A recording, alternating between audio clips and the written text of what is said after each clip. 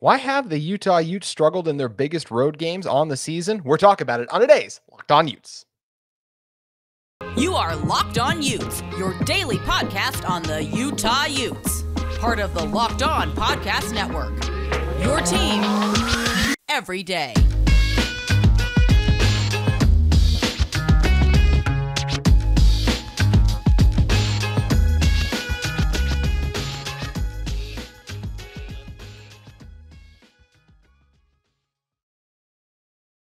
Hello, everyone, and thank you for making Locked On Utes your first listen every single day. We are available on all platforms, including YouTube. Love interacting with you guys in the YouTube comments, as well as on social media. You can follow me at JT Wistrcill or our show at Locked On Utes. Today's episode is brought to you by Upside. Download the free Upside app and use promo code LOCK to get $5 or more cash back on your first purchase of $10 or more. My name is JT Wistrcill, former intern inside the University of Utah Athletic Department. And joining me on today's show to help me break down what's going on with this Utah football team on the road this season in big games and talking about Kyle Whittingham's weekly press conference, what we learned from today's presser from Coach Witt, is friend of the show and the former host of this podcast, Bryan Brown, who is absolutely ready for the start of the World Cup to cheer on USA. Bryan, appreciate you joining us as always. And for this Utah football team, if you look at them on the season, you go into the first game, it's the Florida game. You lose it, and it's one of the worst tackling performances we've seen from this Utah football team pretty much ever. And then late Cam comes up short with the interception. But my biggest thing in that one was the tackling. Then you look at the UCLA game. The defense really struggled in that one. Offense had a couple of turnovers late that kind of put the nail in the coffin. I didn't put that one as much on the offense, it felt like, either, because, I mean, it's just hard to win when you give up 40 points in general. But we saw this Utah football defense give up 40 points, and the offense respond at home against USC. Get a big win there, the biggest win of the season for the Utes, and they won 43-42 in that one. But then you look at the most recent one against Oregon, and this is the one where it really hurts because you get an unbelievable second half from this Utah football defense. I mean, Clark getting the turnover, Karene getting the scoop and score, and the offense just came up short. So when talking about this Utah football team's road struggles, I just feel like it's a reflection of what this team actually is. This is a really good football team. It's not a great football team. If you're a great football team, you go in on the road and you get these wins. And I just don't feel like this is a great team because they've come up short in those areas, whether it is some of Cam's inaccuracy issues at times on the season or the defense just not being on the same page in situations. Just everything hasn't clicked in sync in ways we hoped it would. And for me, that's what's held this team back from reaching their goals. I think when you talk about great football teams, you talk about talent, you talk about execution, you talk about leadership.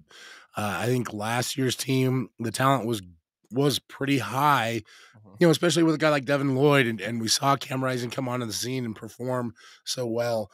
But it was really the execution and the leadership that were really high markers. This year's team felt like it was more talented, right? But the experience factor coming into play early, especially in a game on the road against Florida, I think you saw that. A few guys who had not played college football ever starting off in that game, or guys who hadn't played college football in a few years, whether through injuries or transfers or whatever it was, right? There were a variety of factors, and that game was, fans love to talk about the slow starts, right? And in theory, you should come out every single time and know what you want to do, execute it, and go right after whatever the team is.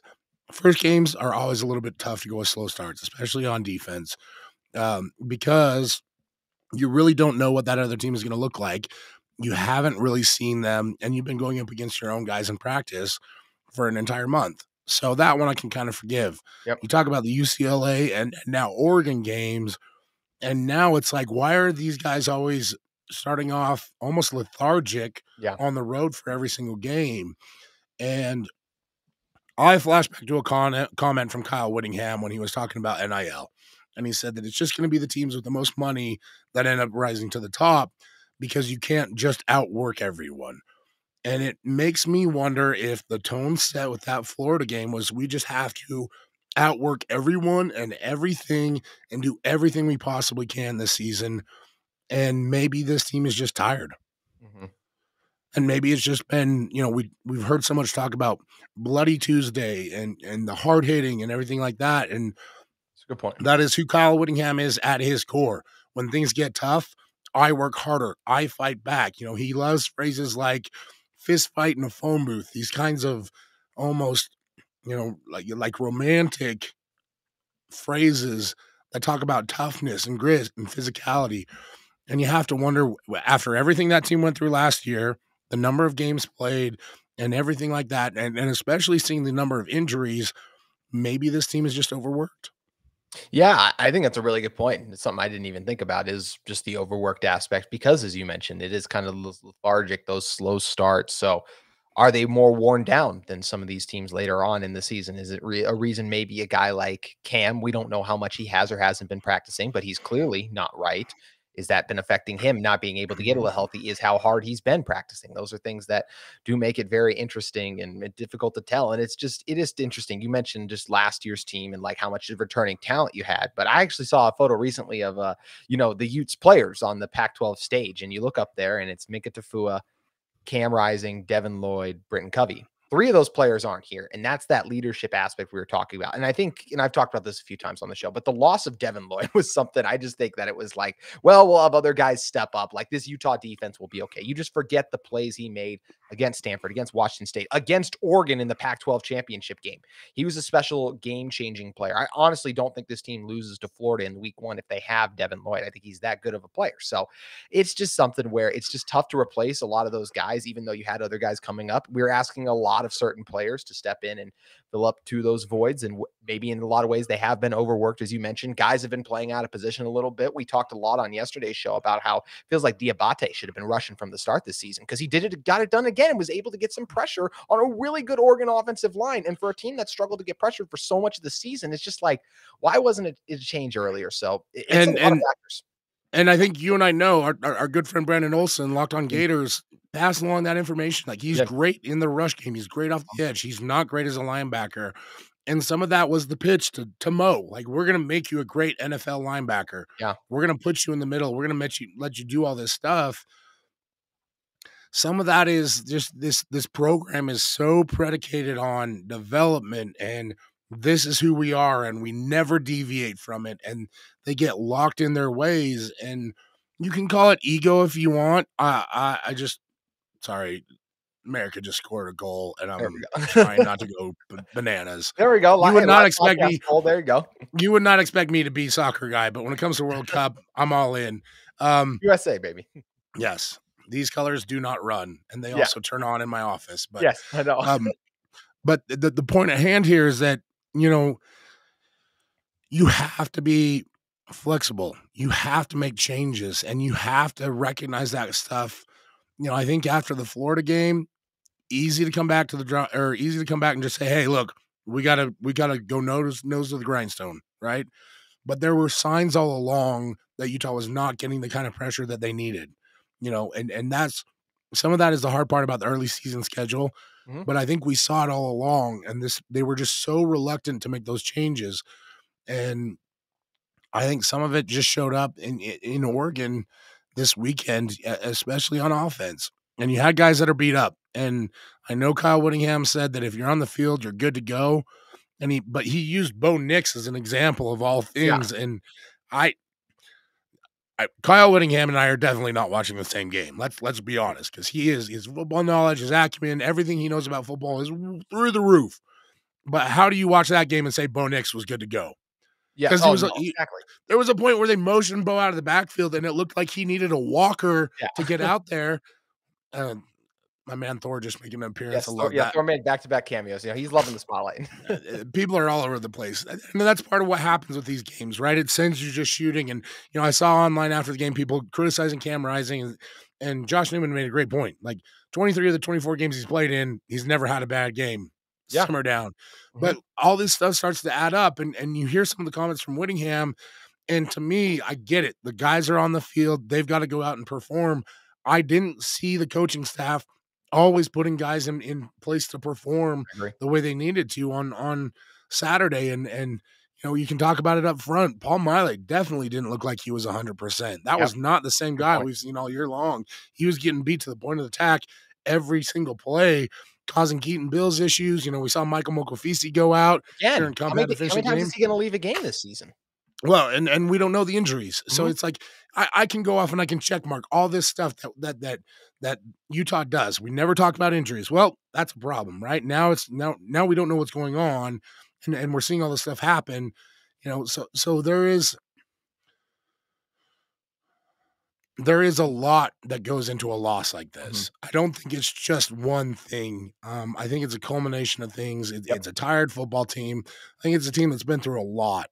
It's a community that's been through a lot. And I think you saw that last year compared to this year. Everybody was so quick to embrace these players. And now they're going through a different kind of on field adversity, and everybody wants to throw the baby out with the bathwater. So that's a really like I just kind of like scattershotted all my Yeah, ideas a that's little all bit true. there, but I think there's a lot of that kind of stuff that's going on right now. If Bo Nix is healthy, there's no way he's not on the field for the first snap of the second half. I'll say that for sure. Yeah, not only that, but like there's one play where they motioned him out of the backfield and Utah Yeah. didn't even look at him. Like No, like he yeah. was not a threat all game long. Now credit to He Bo because ran he made once a for couple. positive yardage. Yeah.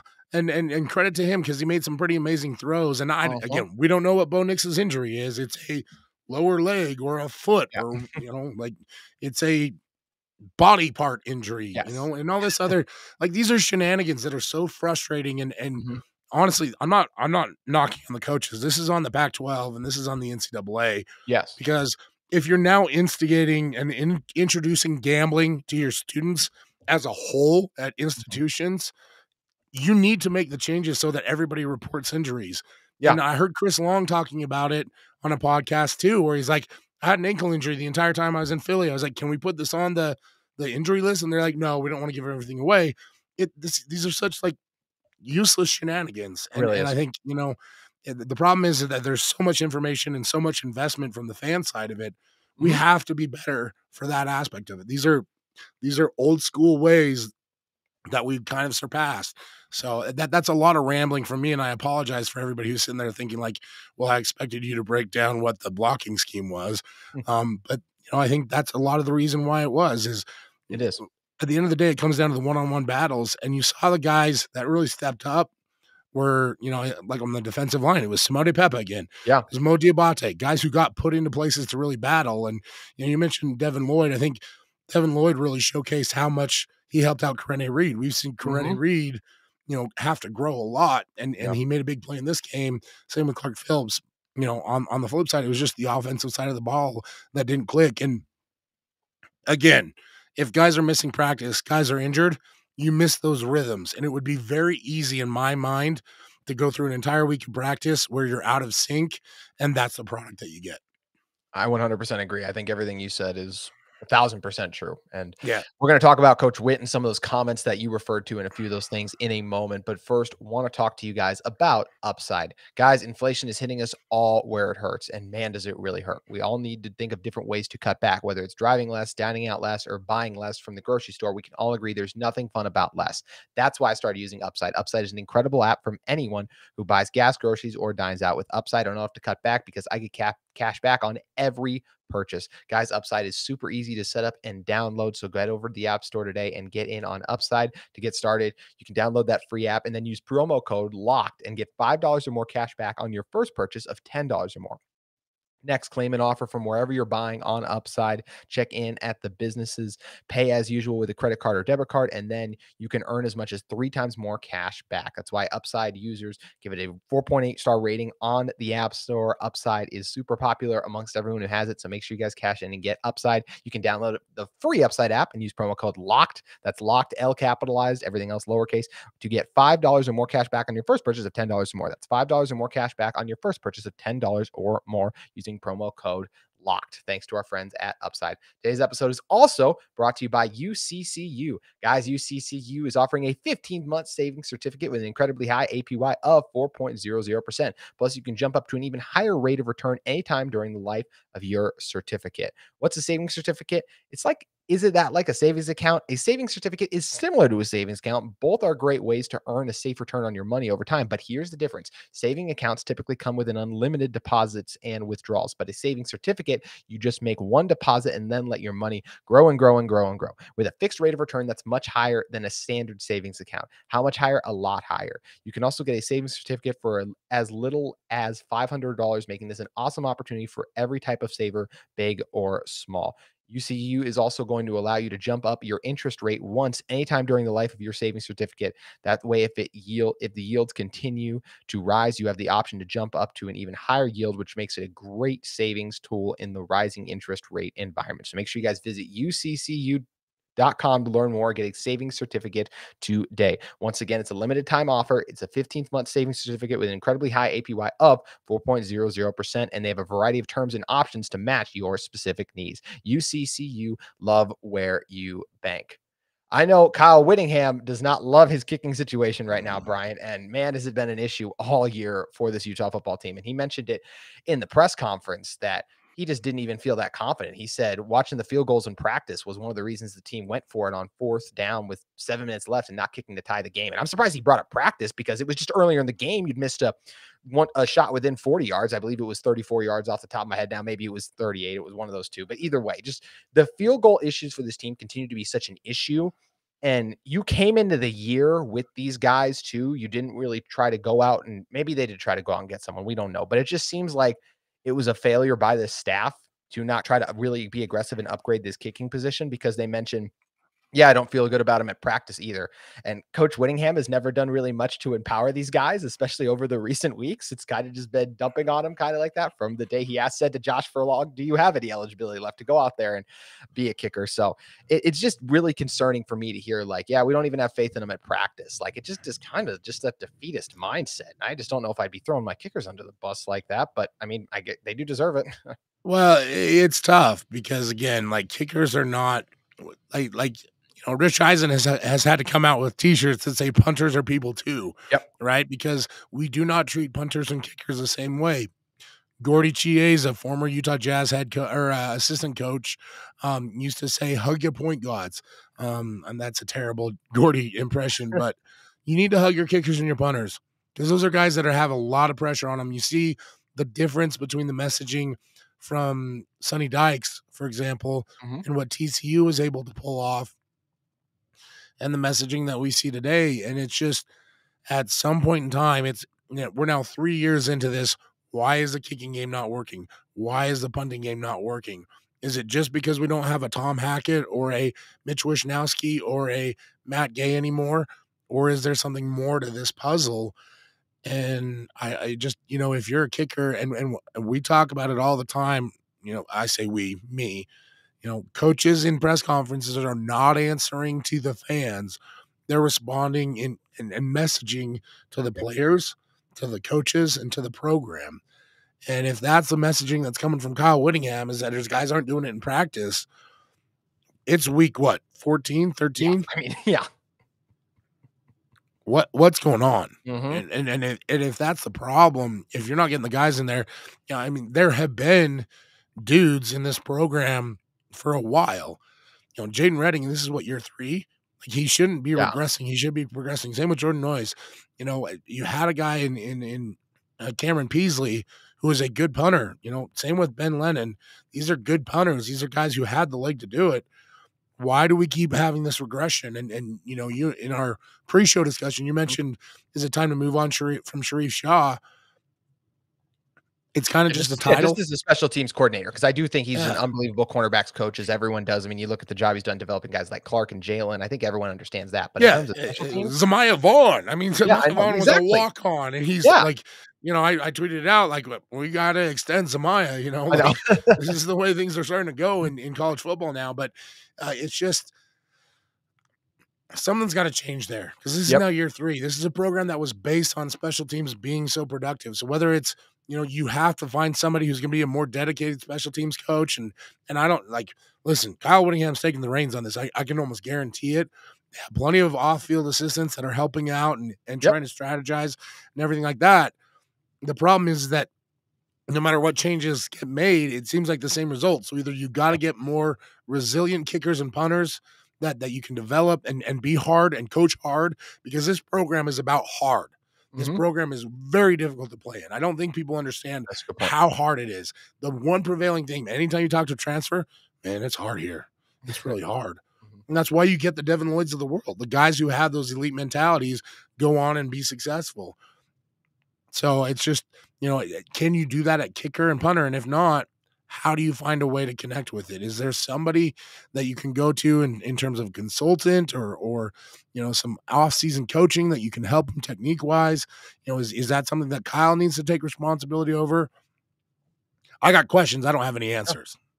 No, and that's, I think, whatever Utah fan has, because it just continues to be an issue and it is very frustrating. And this team has to get the kicking situation figured out, because I It's said, talked about costing them this. games, like, Yeah, in major it's really hurt them. situations now. It's really hurt them. It's one of those things where, like, there's obviously a lot of things that go wrong during a football game. You would be able to make up some of those if you had a reliable kicker in those situations. It wouldn't have to put yourself in some of those positions that make it difficult. But Bryan, you listened to the press conference too. What was your biggest takeaway?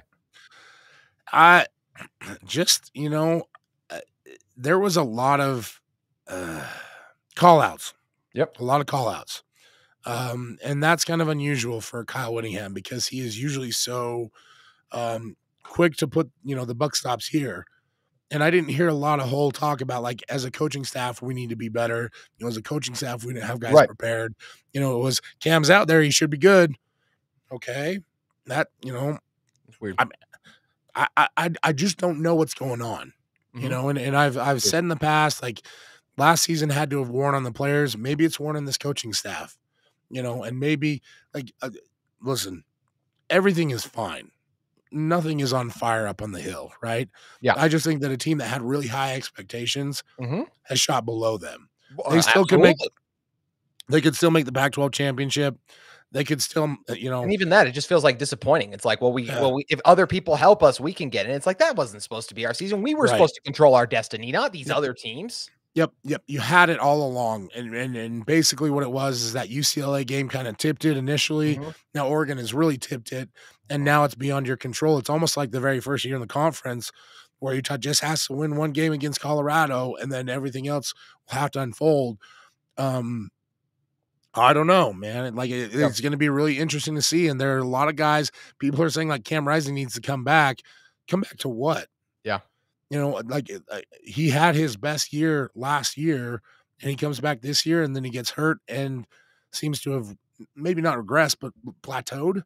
So why is he going to come back here? You know? And I get the argument that, like, there's NIL money out there, but you still got to go to class.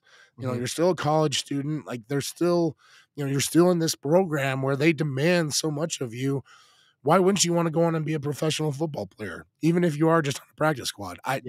So I don't know. It's this the press conference, and part of it was you and I could follow along on Twitter, so I didn't really catch the tone of it all. But it did not feel very positive. And yes, after losses like this, you got to find some way to love up your guys. And I know they talked about not letting this loss affect you against Colorado. I mean, Utah's a 29 beat you twice, right? Yeah. And Utah's a 29-point favorite there. I think then if something were to happen, that'd be a total disaster. But you make a really good point about Cam. It is interesting because me and Dante talked about that yesterday. It's like, this Utah football team will be better next year if Cam Rising is there instead of Nate Johnson. I personally would like to see Nate Johnson, and I do kind of, I'm ready for Cam to take that next step, just because I'm excited to see what Nate can do and the player he can grow into and be. But if Cam comes back, it's going to be very good. But you do mention that plateauing. How much better is he going to get? Does it really benefit his draft stock to come back? Because look, right now, I don't really know if he's going to get drafted. Originally, I was staying kind of a day 3 kind of guy, but after a performance like that in a situation where you got to have it, and yes, he was hurt, but just not what you want to put on film against a team in Oregon that is a top 15 team. And as we mentioned, those road struggles this year is something that's going to be talked about. They mentioned it on the broadcast, Cam's numbers on the road are very different than they are at home too. So how much would it benefit him to really come back is an interesting discussion. And you're right. All the great coaches, by the way, Coach Witt's done this so many times too. They're the ones who at first they take the blame themselves and then look at the other guys. I'm a Vikings fan, so that shows you how my sports weekend went. That was what Kevin O'Connell did for the Vikings. He came out and said, we didn't have these guys prepared well enough. We failed them too. And yes, the players didn't execute either, but that's what you see these guys normally do instead of that deflecting. And there was so much of it, to your point. At the end of the day, and I know NIL is a factor now that guys are getting paid, but the biggest paycheck in the building is still Kyle Whittingham's. Yep. And it's his job to make sure that this team is ready to be prepared to play, prepared to execute, all this kind of stuff. And if your guys are not mentally in the game, or if your guys are mentally fatigued or physically fatigued, if your guys are burned out, that's on you and how you've operated this season. Now, I say all this, and my goodness, like, Kyle Whittingham is the greatest head coach of Utah football history. This man has a legacy that will be 100% untapped, coaching tree galore. No one has had a bigger effect outside of maybe Lavelle Edwards on football in this state than Kyle Whittingham.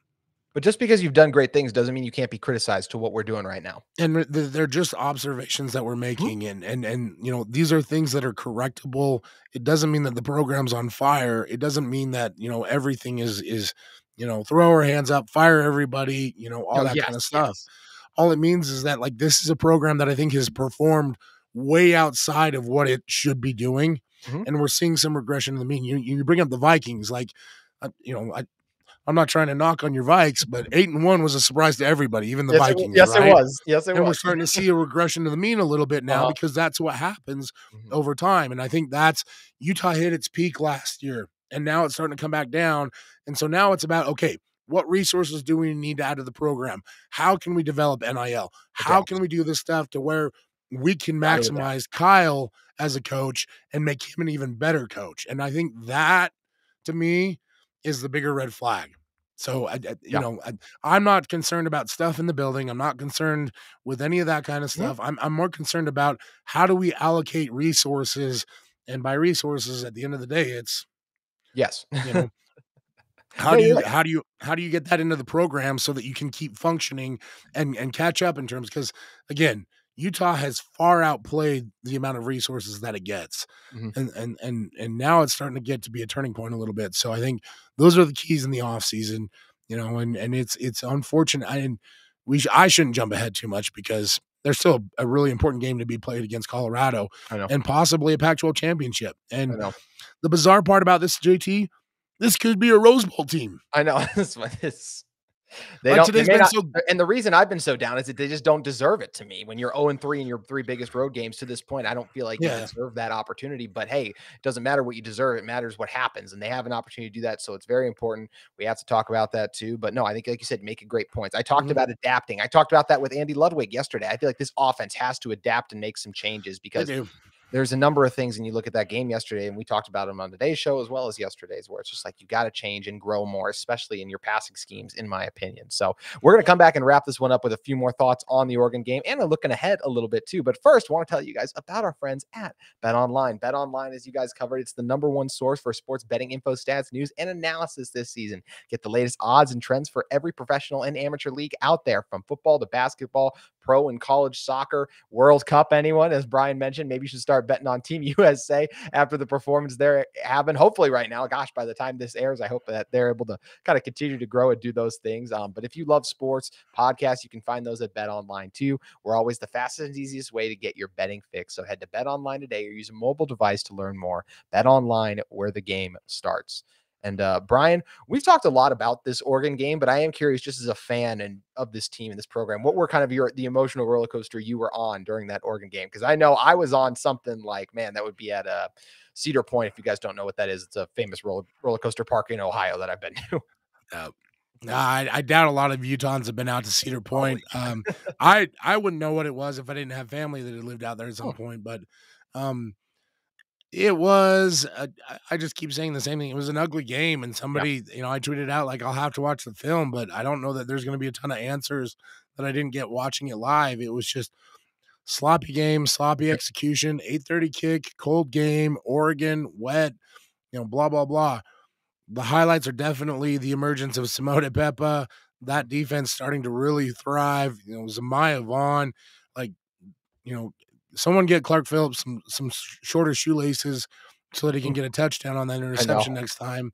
You know, but that defense almost produced 2 TDs. Somewhere up in heaven, John Peace is smiling, you know, Mhm. who used to say 4 turnovers and a score, you know, that was almost his dream game. Yeah. So there's a lot of good things to bring from this game in terms of the future. It was just sloppy and not fun football to watch. You know, there wasn't a lot of energy coming into this game too. Like, Yeah. it does feel like even the fan base was a little bit like, this should have been the game. Like, everybody should have been buzzing, and kind of felt like it was like, well, we're here. I guess we'll go win. You know, Yeah. and I usually have a pretty good vibe for these games. I thought early in the week that Utah was going to get it done, and I did it too. just kind of, you know, kind of the energy level just lacked.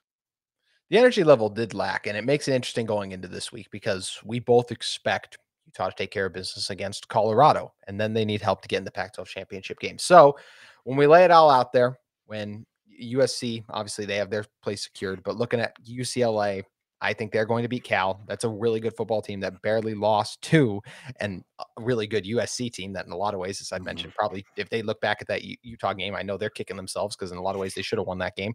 Then you look at the other scenarios, Washington needs to beat Washington State, which should happen, but I mean, rivalry games, anything can happen. And then I think the biggest one is Oregon State has to upset Oregon, and Oregon State, we know how tough they are, and I think they're definitely capable of doing it. But personally, I don't feel like this Utah team is going to be in a Pac-12 championship game because personally, I just think Oregon's going to take care of business. I think the other two things happen, and I think Oregon gets it done. How do you see it playing out? Yeah, I mean, the nice part about it is that there's an easy way to kind of pick chalk in this one, and an easy path for everything that Utah needs to happen. What's really great is all of these games matter, right? Like everybody has to win, in every game that they're playing in order to have a shot and for things to unfold. So UCLA, it's all on y'all, guys. Like you can't take this week off and just be like, well, whatever, our season's done, we're out. Because you still have an opportunity to do some great things. And you've had a great bowl season. Game. Really good bowl game if you win. Yep. In Oregon, same thing. Like you have a chance to go to the Pac-12 championship game now, and win. They have to be locked in, and I would have to expect them to lock in. Now they've got their hands full because we saw how effective Bo Nix was. That Oregon State defense is not a pushover either, and that offense is going to be way better than Utah's was on Saturday. Yes. I'm assuming, right? So that'll be a tough one, but if everything goes as how we expected and how we've seen things go all year. It does kind of lay out like Utah's going to beat Colorado, Washington will beat Wazoo, UCLA will beat Cal, and Oregon will beat Oregon State. And if that all happens, then I guess back to Vegas against USC, and what a finish to the season that would be. I think for one thing, and for two, if that's how it all plays out, yeah, wow, incredible, yeah. It's been kids, you think drugs are fun? Try watching Utah football. Like you've never had such a wild ride with sobriety. It really is. It's been unbelievable. It really is crazy, and but that's why we love college football, right? Like, and then this is why you love. I hate right now that the only discussion is that USC has to win out to get to the college football playoff, so that suddenly the Pac-12 can be validated, because this has been the most amazing season and just awesome. Kyle mentioned it. The conference cannibalizes itself every time, and that's what you want. You want competitive games. You want everybody to have a clear chance to win. So I think if you look at these last games, Utah has to have the best chance to win, right? Mm-hmm. And then I think UCLA has the next best, and then I think it's probably Washington and then Oregon, right? Yep. So if everything falls the way it should, then now all of a sudden it's just like, okay, well, we're here. And then I believe SC plays Notre Dame, right? I mean, they have to win that one too. So I believe they're locked into the Pac-12 championship game. I mean, they are, but they have to win that one because it's college football playoff, right? You're right. Thank you. Yeah. I mean, I'm the same guy though who went on after the Oregon loss and talked about how we were eliminated from Pac-12 title contention. So at the end of the day, what do I know anyway? Well, I mean, but that's the thing is like it's without the divisions and all the changes in the tiebreakers, we've all kind of had to figure this out on the fly. Yeah. So I'm not going to fault you for that. Yeah. I will fault you for not wearing any America colors today, though. I got red and white on. And you got the blue eyes. We'll give you that. Hey, there we go. Yeah, there we go. That's fair. That's why we love having you on. See, great partner there, helping me spotlight my USA colors. Last thing, we're celebrating Team USA soccer for all they've done. Obviously, there's a big American holiday this week in Thanksgiving. So, Bryan, you are someone too make sure you guys follow Bryan on Twitter at BrownBearSLC every year. I assume you're doing it again this year, having everyone share holiday plates. Holiday plates. Always a fun tradition to get in on. So, I'll ask you this, Bryan: what are the best Thanksgiving foods? Wow, that's a tough one. So I think the big debate right now is mac and cheese a Thanksgiving food? I say it is, but even if it's not, and so you're giving me the head nod, like not so much. I don't even like mac and cheese. I'll come out with some Dan Orlowski food takes here. So, oh boy, okay, you Midwesterners, I don't know about that, but I'm gonna go with one that I love the most. It's stuffing. Mama Brown makes an amazing homemade stuffing. It's mine too, honestly. It puts every stovetop stuffing you've ever had to shame. Unbeatable. But I will say this. I think across the board, mashed potatoes is the king. Oh, the king? That's a lot for me being the king. As someone who used to like when I was a kid, I tried mashed potatoes and almost threw up. But I come around and now I like mashed potatoes now. They'd be like probably my third or fourth in there. I'm with you on stuffing. You talked about stuffing a lot, stuffing, and I still love the turkey. Just the main thing you come Oh in yeah, for. yeah, That's my second one. You can't go wrong there. And then for dessert, give me a pumpkin roll or whatever you got going on, and I'm good after that. But definitely Thanksgiving. When I was, when you're a kid, like it's like you love Halloween, probably the second most. As you get older, I feel like it's just like, no, I love Thanksgiving. I will starve myself during the day just to eat as much of it I can when it rolls around. yeah. My 48-hour fast starts tomorrow Yeah. to be able to fit as much food as I possibly can. But one neglected aspect of Thanksgiving: Okay. rolls. True. Rolls are a Very true. critical piece. Very true. Don't overload on the rolls, gang. It's the Like offensive line Victor, of you said. Thanksgiving. It's underrated. Yeah, well, very much so, and it's your foundation, right? It is. If you go too much on the rolls, things get a little dicey. Very good point. Can't Save overlook room it. for those turkey sandwiches after the fact too. Oh, leftovers always hit different. You can't go Yep. wrong with the leftovers either. Brian, A little always great having. cranberry sauce, a little stuffing, a little Yeah. turkey. Boom, you got a Boom. sandwich. There you go. Brian, appreciate you supporting Team USA and the Utes as always on our podcast. Make sure you guys follow Brian at Twitter once again at BrownBearSLC. Appreciate all of you who have made Locked On Utes your first listen every day. If you guys are in the market for a second listen every day, we recommend you check out Locked On Sports Today. It's the podcast that has the biggest stories of the day, plus instant reactions to the biggest games, big recaps, the take of the day. It's all available on Odyssey, YouTube, and wherever you get your podcasts. We got a lot more fun stuff coming this week on Locked On Utes, talking about this team as well as some Utah's other sports at Locked On Utes. So make sure you guys keep it here, and we'll see you tomorrow.